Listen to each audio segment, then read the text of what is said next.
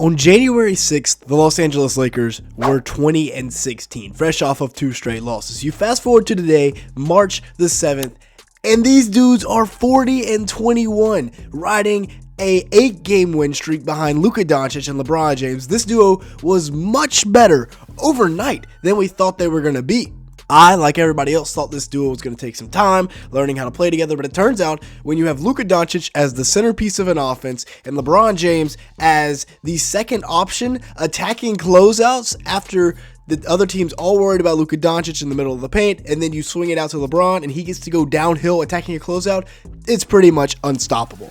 And that's really the centerpiece of today's video, right? Is LeBron off the ball. Watch this middle pick and roll here. Jackson Hayes is going to roll, so that sucks Zion in to tag the roll guy. And now you have LeBron attacking a Zion Williamson closeout, and he just decides to pull up for 3 over the top. Something he has gotten much, much better at this year, and over the last couple of years, is knocking down that 3 ball. Once again, we got some off-ball action here. Luka on the other side of the court. We got a down screen by Jackson Hayes. Ends up in a 3 ball from LeBron. Now, once again, look at this. You got 3 defenders all around this middle pick and roll. He's just going to drop it off right to LeBron for the easy step in, catch and shoot 3 ball. LeBron on the year is shooting 39.4% from beyond the arc on about 6 attempts a night, which is extremely good, right? Right here, Jose Alvarado, you got to have a hand up. This is the new LeBron. He can knock it down. And then this is a ridiculous pass right here to Jared Vanderbilt. Watch. On the catch, he doesn't even hit the ground before he throws this inside to Vando for the easy dunk. And then now,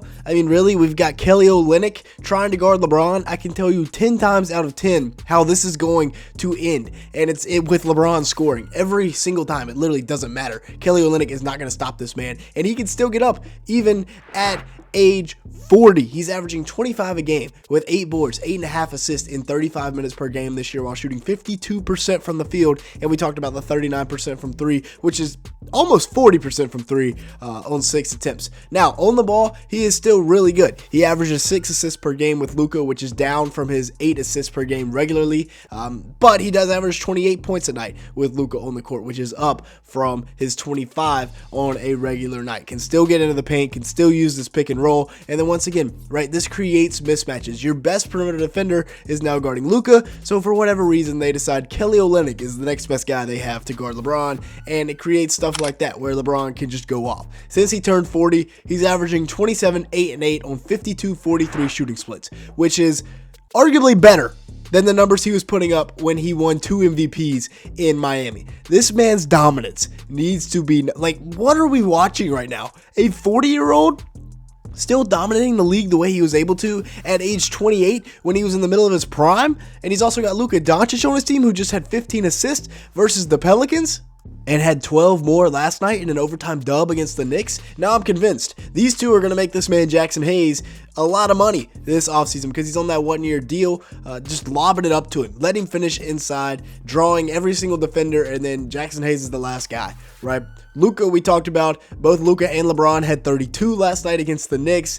Luka with the 12 assists, LeBron with the 13 rebounds. It was a good night all around. And this man can find shooters. He can drive in, and he's got a plethora of shooters around him to find with Dorian Finney-Smith, Dalton Knecht, Rui Hachimura, and Jared Vanderbilt, as you see in the clip right there, which is the guy he has been finding in these clips, finding Vando for the lob right there. That's a really nice backdoor cut. And then once again, Euroing inside and finding the open guy in the corner because the Pels don't rotate down. He's averaging 23 points a game, 8.2 rebounds, 7.7 assists, and 1.7 steals per game as a Laker this year while shooting 40% from the field, 30% from 3 on 9.2 attempts. Not the greatest efficiency in the world, but he's still, kind of getting there. He's only played in 13 games, so he's still getting his feet wet. He's still getting his efficiency down pat, and yeah, he's pulling up from the Luka logo once again. Or logo Luka, I guess I should say. You got to have a hand up, Jordan Hawkins. We got to have a hand up on Luka Doncic, or he is going to make you pay like he does right here. And then even if you do have a hand up, sometimes he's just going to pull out some Luka magic, hit a little step back, feeling himself all the way down the court. And then do we really expect that matchup to work out for the Pelicans? Like, what are some of these matchups? I get you're injured, you're a little undermanned, but we got Kelly Olynyk guarding LeBron, and then some random white dude guarding Luka Doncic. Come on now. Trey Murphy, sometimes, even if you do have a hand up, is still raps from time to time. And then getting inside with the layup, he's tough. And then you've also got Austin Reaves, who didn't even play against the Pels. He did play 32 minutes last night against the Knicks, but had a horrific shooting night, 2 of 13 from the field. We won't talk about that, though. On the year, Austin Reaves is having a big-time season. He's developed into the third star around Luka and LeBron. He's averaging 19, 6, and 4 on decent efficiency. Is not the best in the world, but he has become a great weapon for this Lakers team, playing off of Luka, playing off of LeBron. 45% shooting from the field, 36% from 3 on 7 attempts. So not the best in the world, but he has been hooping as of late to go with, his elite start to the year. Over the last 11 games, 23.5 points, 6.1 assists. That was coming into last night. That's before the rough outing against the Knicks where he dropped 5 points. But he has still become just a beautiful weapon to have alongside of Luka and LeBron. The perfect third star. He can come in off the bench and contribute. He can do whatever you need him to do. Now, if you've made it this far in the video, make sure to the like button and leave me a comment down below as well as hitting that subscribe button. It'll really be appreciated and help us out in the YouTube algorithm. Now let's continue on looking at Dalton Connect, who on the year is averaging 9 points, 3 boards, and 0.8 assists per game in just 20 minutes. Remember, he is a 23-year-old and was traded once this year, but he's now back on this roster. Hopefully he's getting his confidence back up because, as a young guy getting traded and then it's like, actually you got to go back to the team that traded you. Got to be kind of awkward. But remember, he was showing star potential.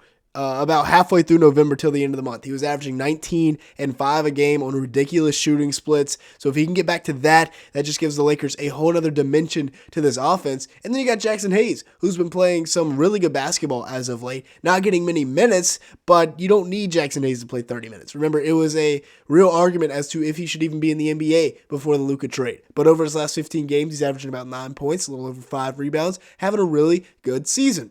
And then, of course, Vando, who had a good game against the Pelicans, then didn't play the most against the Knicks, didn't have the best game. He's averaging about 4.3 points and 5.4 rebounds in 16 minutes a night this year, while shooting 50% from the field, 35% from 3, but only on 1.5 attempts. So he's not a guy that's going to shoot a lot, but that's not his role. His role is defensively and cutting off the ball. This is a really nice cut. You see the pick and roll here with Luka, so CJ is going to have to slide in, and just a great cut behind it by Jared Vanderbilt. Trey Murphy doesn't rotate down in time. And then we talked about the three-point shooting. In the corner here, the Pelicans were fine with letting him shoot it, and, he made them pay. But his real value is defensively. He is spectacular on the defensive side of the ball. I like to talk about this series right here against the Warriors, where he had Steph in jail all day long. Just fantastic ball denial. He can really guard 1 through 5 with that length and athleticism. I think he's about 6'9" with a great wingspan. He's tough to stop. He's even guarding Clay right here. Really tough shot. And then this is probably my favorite defensive play maybe of all time, right? Chasing Steph around 2 screens and then getting the block from behind. Perfect trail coverage. We also got to talk about Rui Hachimura, who is about 6'8" with a 7'2" wingspan and has a great skill set for a wing. He is the perfect complementary piece to Luka and LeBron because of what he can do from beyond the arc. 13.3 points a game. 5.2 rebounds, 1.3 assists, 0.8 steals. Like we talked about, the Lakers have great wings. Shout out Dorian Finney-Smith, who played 40 minutes last night against the Knicks. 51% shooting from the field, 41% from 3 on 4 attempts from Rui this year. Also playing some defense. The Lakers have a squad. This is a team that could maybe make it to the finals. It'll be tough to beat the Thunder, but they can maybe make it to the finals. With that being said, that's going to be it for today's video. Thank you so much for watching. Make sure to like button, leave me a comment down below, and hit that subscribe button if you did enjoy at any point. And with that being said, thank you so much for watching today's video.